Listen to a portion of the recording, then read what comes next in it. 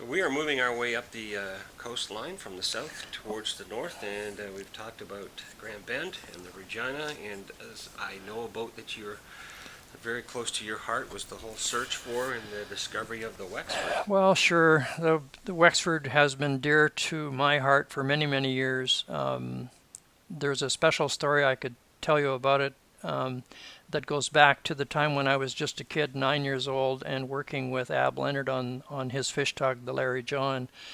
And he had one of the first old depth sounder, sort of a mini side scan sonar device that printed out images on a roll of paper as it unfolded. And one day we were out fishing somewhere southwest of Goderich, and I remember going over the profile of a shipwreck. And I will always wonder to my dying day whether that was indeed the Wexford. But to be part of the crew that was searching for it in the year 2000 and not actually finding it, but being there at the first time that we passed over it with a real side scan sonar with David Trotter, the Great Lakes shipwreck aficionado. It was just an amazing, almost religious experience to be there when it was found. It has so many stories to tell. I couldn't even begin to discuss them here, but if you stop at St. Joseph's, you're in the exact location where it went down offshore, about 8.5 miles. And it is a dive site unlike any other dive site on the lakes because this ship sank, I believe, slowly and gently after the storm and settled on the bottom in an upright position. So you can see it from the top down, not from the bottom up as most of the other ships are lying, sort of turned turtle. The Wexford is so different. But as you move up the shoreline from St. Joseph's, there are stories at a number of intersections. Just south of Bayfield, for example, there was a life jacket found in a tree on top of the bluff at the back of a farm about 3 miles south of Bayfield, a life jacket from a crew member of the Wexford. I'm not sure which bodies were recovered at the village of Bayfield, but they were taken into the building that people would know now as the Archives Building. Travelers should stop in and see the Archives Building. They will be standing in the former Irwin Furniture and Undertaking Parlor, a furniture store and undertaking parlor. It was a branch of a firm in Goderich. I think it was called Cornell's. And bodies were taken there for processing and then shipment to the collection of coroners' undertakings that had to be completed in Goderich. I'm not sure which of the Wexford crew would have washed up in that area.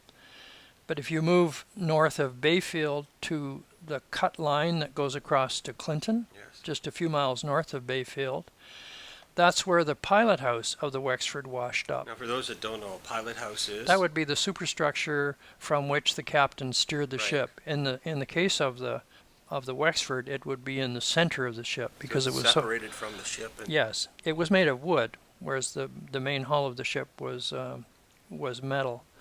The pilot house on the Wexford, for example, was 3-inch tongue and groove yellow pine, Okay. and it stayed pretty much together, but was knocked off by the waves and washed ashore by itself. And so were all the things inside it. My uncle, Roy Mundy, who was a master on a Great Lakes ship for some 30 years before his death a few years ago, told me that as a child he had the clock of the Wexford in his hands, but it's long since disappeared, and that would be a treasure if we could ever recover it. Just amazing. So the Wexford pilot house then is just it washed ashore just north of Bayfield then. Well, according to the folklore, it hasn't been particularly documented, but if you moved even further north a little bit, and we're at the area of Kitchigami Road and Naftal's Creek, there are two stories from that area. A farmer that used to live in that area was named Nivet Naftel, Naftel, and he and a brother or a friend were standing on shore a day after the storm, and they claimed they saw two masts off in the distance in the haze and in the snow that were reputed to be the two masts of the Wexford. In my theory about how she sank, she didn't sink immediately, that she sort of went awash and sat at the waterline and drifted slowly to the south to her current resting place. The other story that is related to Naftal's Creek and the Kitchigami Road is the supposed location of the Wexford Stack. And if you read the book I wrote about the Wexford, you would note a section where it talks about the ongoing problems they had with the smokestack on that ship.